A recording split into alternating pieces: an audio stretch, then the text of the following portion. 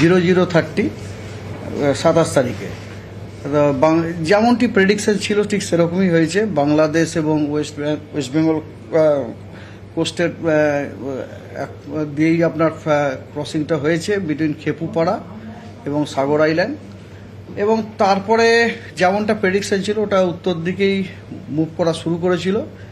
আজকে সকালবেলাতে মানে সকাল 5:30টাতে ওই সিস্টেমটি উইকেন্ড হয়ে যায় সাইক্লোনিক স্টর্মে থেকে। আপনারা জানেনও যে যে কোনো সাইক্লোনিক স্টর্ম জাতীয় মানে এরকম ধরনের সিস্টেম আফটার ল্যান্ডফল ও তার শক্তি হারায়। অ্যাকর্ডিংলি এখানেও ঠিক তাই হয়েছে, এরকম প্রেডিকশনটাও ছিল, শক্তি হারিয়েছে 5:30টাতে। তারপরেও তার টুয়ার্ডস নর্থের দিকেই ওর জার্নিটা আপনার প্রেডিক্টেডও থাকে, ওটা মুভও করে ওই ডাইরেকশনে।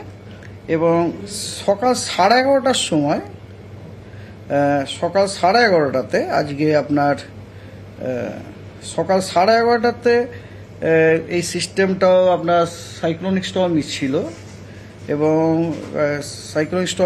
এই সিস্টেমটি আপনার পজিশন হচ্ছে মঙ্গলার থেকে 65 কিলোমিটার নর্থ ওয়েস্টে, আর কলকাতা থেকে 100 কিলোমিটার পূর্বে, এবং ক্যানিং থেকে 100 কিলোমিটার উত্তর পূর্ব দিকে, এবং খেপুপাড়া থেকে 150 কিলোমিটার উত্তর পশ্চিম দিকে, এবং ঢাকা থেকে 150 কিলোমিটার দক্ষিণ পশ্চিম দিকে।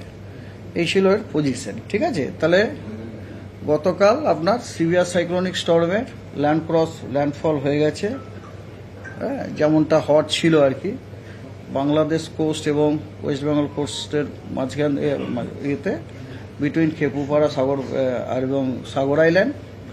তারপরে নর্থের দিকে ফার্দার মুভমেন্ট হয়েছে এবং অ্যাজ ইউজুয়াল মুভমেন্ট হয়েছে, তার সাথে সাথে ওর শক্তিও ক্ষয় করেছে। শক্তি ক্ষয় করে সাইক্লোনিক স্টর্মে পরিণত হয়েছে, এবং আজকে সকাল 5:30টাতে আমরা ওটাকে সাইক্লোনিক স্টর্ম রূপে পাই। তার একটা পজিশন ছিল, তারপরে আবার তার উত্তর দিকেই গতিটা অব্যাহত থাকে, এবং বেলা 11:30টায় আজকে পজিশন যেটা আপনাদের আমি বললাম। আর এর ফোরকাস্ট হচ্ছে মুভমেন্ট ফোরকাস্ট হচ্ছে এটা নর্থ ইস্টওয়ার্ডস ডাইরেকশনে যাবে। ঠিক আছে, এবং ইন্টেন্সিটি ফোরকাস্ট হচ্ছে এর ইন্টেন্সিটিটা গ্র্যাজুয়ালি কমবে, এবং আজকে ইভিনিংয়ে এটির ডিপ ডিপ্রেশনে পরিণত হওয়ার কথা।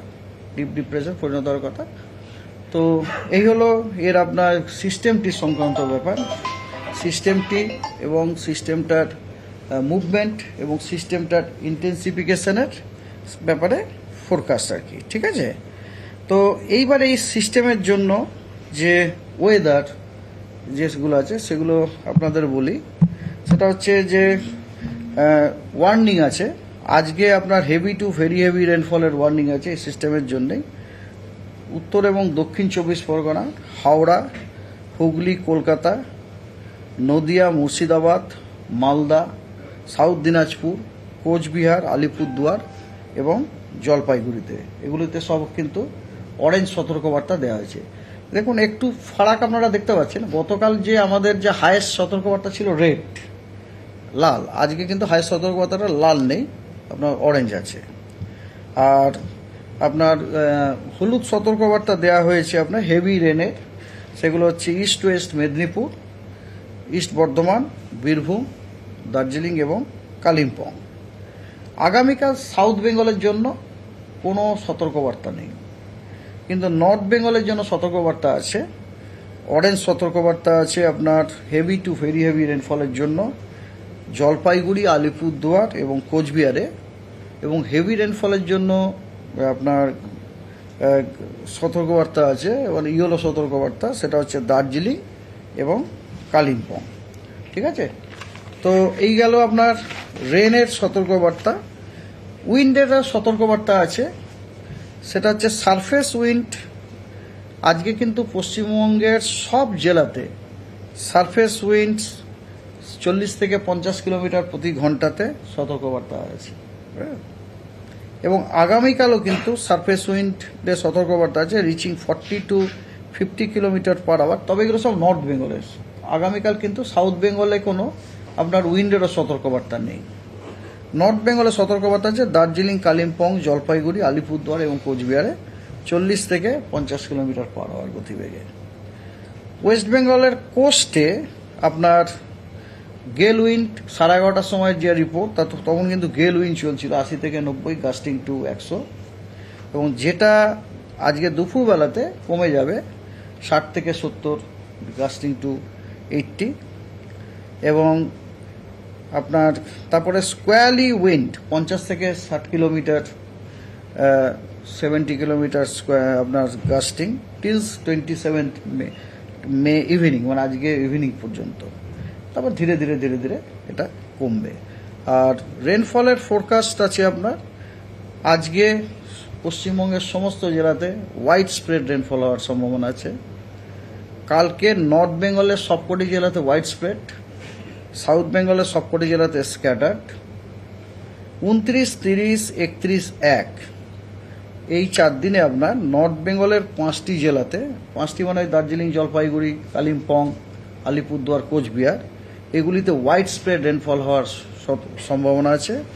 দিনাজপুর 2টি এবং মালদাতে স্ক্যাটার্ড রেনফল হওয়ার সম্ভাবনা আছে, এবং সাউথ বেঙ্গলের সব জেলাতে আইসোলেটেড রেনফল হওয়ার সম্ভাবনা আছে। আর 2 তারিখে 2রা জুন নর্থ বেঙ্গলের এক্সট্রিম নর্থ যে 5টি জেলা ওগুলিতে হোয়াইট স্প্রেড রেনফল হওয়ার সম্ভাবনা আছে, এবং পশ্চিমবঙ্গের বাকি জেলাগুলিতে স্ক্যাটার্ড রেনফল হওয়ার সম্ভাবনা আছে। So that's all. তাহলে বৃষ্টি পুরোপুরি কমে যাবে সেরকম একটা কবে থেকে হতে পারে ওয়েদারের? এতক্ষণ ধরে কি বললাম আমি? আজ পুরোপুরি একটা বৃষ্টি মানে বলে না যে আবহাওয়ার উন্নতি হবে বা বৃষ্টি আর চাই না, অন্য মানুষ এত বৃষ্টি, এই বৃষ্টিতেই বলছে বাবা কত বৃষ্টি। না, মানুষ যেরকম চায় সেই অনুযায়ী তার প্রকৃতি দেবে না, প্রকৃতি তার নিজের মতো দেবে। মানুষকে রেজিলিয়েন্ট হতে হবে প্রকৃতির সাথে। তো কথা হচ্ছে আজকে তো সারাদিন থাকবে, কালকে সাউথ বেঙ্গলে কম থাকবে, থাকবেই না প্রায়, আজকে সারাদিন থাকবে।